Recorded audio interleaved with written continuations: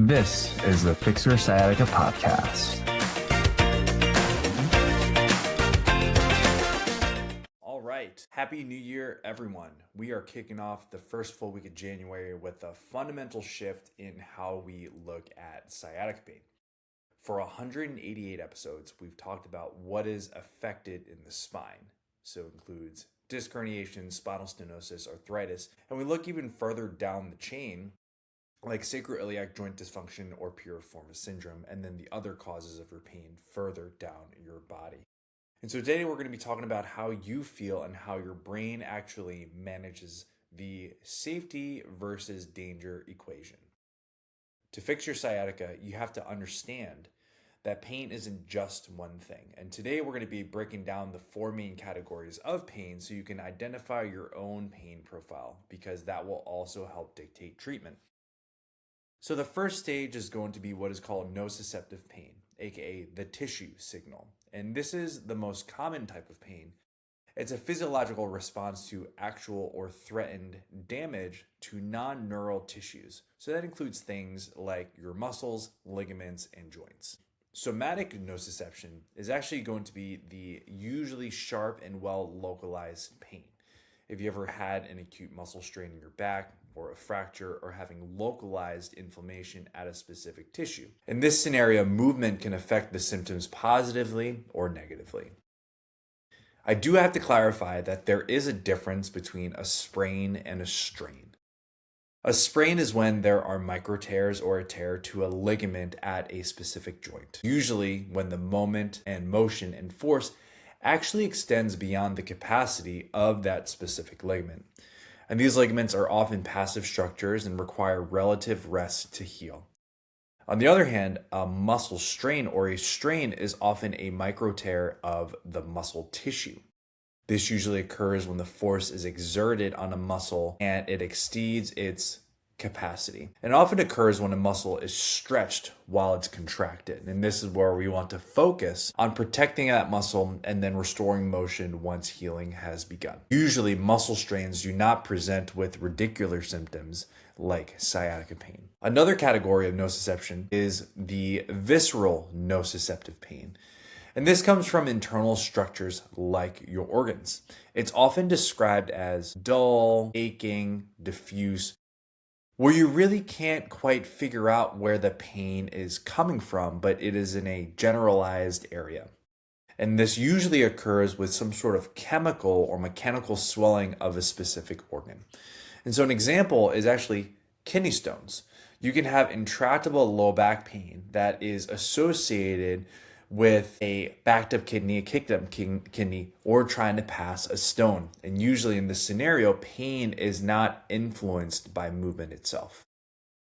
The key is that nociception is just a chemical signal sent to the brain. And it's your brain's job to interpret that data and to determine what to do with it. The second category is what we call neuropathic pain. This is where we're considering the wire issue. And this is a classic sciatica pain experience. It arises from a direct lesion, irritation, or disease affecting the somatosensory system, basically damage to the nerves themselves. Examples include, is your disc actually pressing on a nerve root or leading to peripheral neuropathy? When a muscle compresses a sciatic nerve, like the piriformis muscle, or a narrowing of the foramina impinging on a nerve root, and the nerve gets compromised. And as a result, it feels like electricity, burning, pins and needles, and in this case, the wire itself is actually irritated and sending erratic signals. I do have to take note on just sharing with you the healing capacity of nerves. Usually when you injure anything to your central nervous system, which includes your brain and your spinal cord, the regeneration rate is relatively low and there's going to be some scar tissue. Hence why people who have spinal cord injuries have challenges returning back to their normal lives because they experience significant weakness because they had damage directly to the spinal cord. But if you have damage or irritation to the peripheral nerves, so that's when the nerves actually branch and exit your spine, the healing potential actually increases significantly. Conditions like Guillain-Barré syndrome, what actually addresses all your peripheral nerves, say that it looks as if you can regenerate your nerve about 1 millimeter per day. although it's small, you can have that healing. And so there is hope if you do irritate the nerve outside of your spine that you have a huge potential to heal. The third category of pain is what we call nociplastic pain, also known as the volume issue. It's also associated with central sensitization. And this is a category that kind of changed everything in 2017. Nociplastic pain arises from what is called altered nociception, or pain that is felt in the absence of damaged tissue. And this can be brought on by emotional or psychological trauma, but also after you've crossed the 12-week mark of having an injury. At this point, the brain is conditioned to feel pain. In the clinical world, we call this central sensitization, or also known as central hypersensitivity. Your brain and your spinal cord have become hyper-reactive. And so it's not a direct tissue problem anymore. It's what we call a processing problem. Your brain has actually turned up the volume and learned to stay in a high state of alert. You may also hear about the term cortical smudging, which is also related to this central sensitization, where the signals are coming up through your spinal cord and brain, but your brain is on such high alert that interprets it as pain. The fourth category is what we call mixed pain, or the overlap. And there's a fourth, and as a result, this is incredibly common when you're dealing in the chronic pain stages. You might start off with a disc injury, a muscle sprain, a ligament sprain, but over time, your nervous system might actually become sensitized. We call it nociplastic. You can end up with a cocktail of all three. So that's stuff where you're looking at maybe people with fibromyalgia or like these chronic pain syndromes where it's a combination of all these different things. And it's kind of like a deluge and a perfect storm of these. And so here we have these types of pain, but in order for us to make sense of this, you want to think of your pain system as more of a smoke alarm. And so the purpose of a smoke alarm isn't necessarily to hurt you. It's not to stop you from doing anything. It's to protect you. It's to notify you that there's something going on and that we need to look at it. In nociceptive or neuropathic pain, the alarm is loud because there is an actual fire or a frayed wire in some cases. In this instance, these alarms are telling you that you need to make a change. So if you have a tissue injury, we need to protect that tissue or that muscle or that joint. If you have nerve pain, we need to understand that the nerve is being irritated at some point. And most of the time, if you follow along the pathway of any of these nerves running through your body, you can determine where the pain is originating from. Especially in cases like sciatica pain, it is one of the longest nerves in the body. So you might have hamstring or calf pain, and our normal instincts are going to be to just stretch or strengthen your hamstring or calf. But remember that the sciatic nerve actually stands all the way from your brain down to the tips of your toes. And as a result, there are many points in which the nerve can be irritated. And so if you notice motions of your back can impact your pain, that we want to investigate how your back is related to your sciatica pain.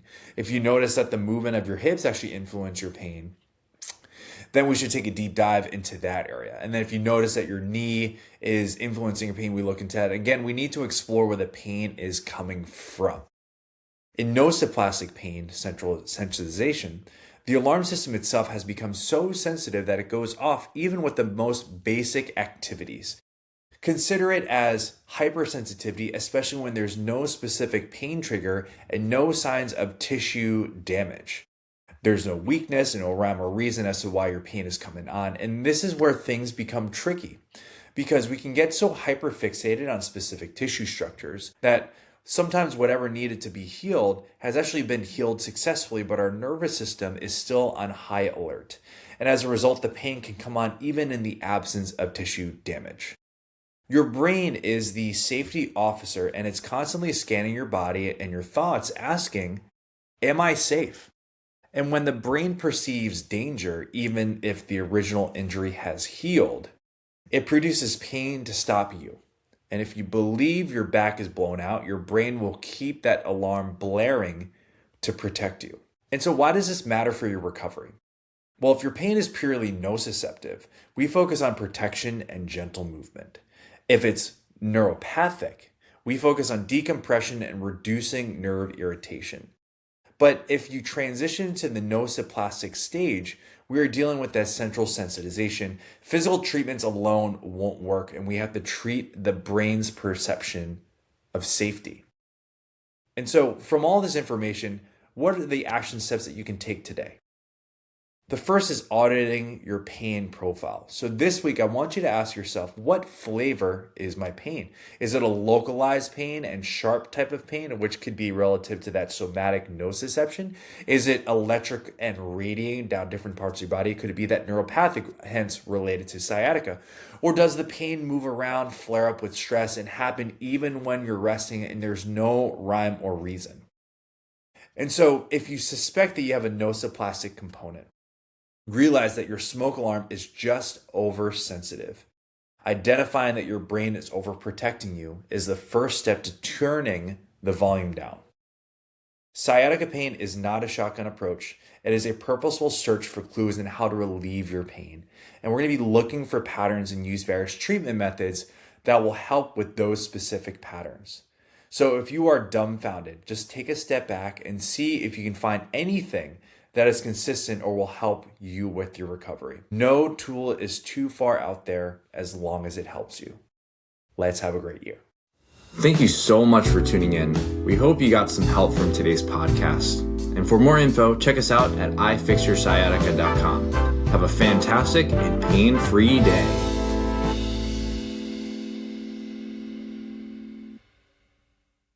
No patient-therapist relationship is formed by listening to this podcast.